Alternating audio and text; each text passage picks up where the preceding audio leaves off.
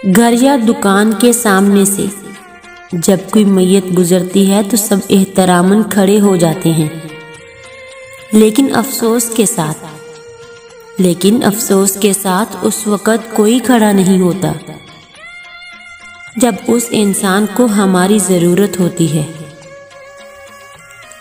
उम्मीद और हकीकत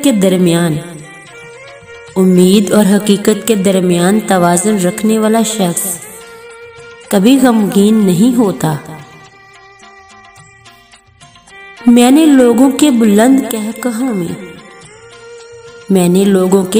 कहकहों में उनके टूटते हौसलों को महसूस किया है। झुर्रियों में पोशीदा दास्तानों को जाना है। मैंने लोगों की उदास आंखों से मुस्कुराते देखा है। तब एहसास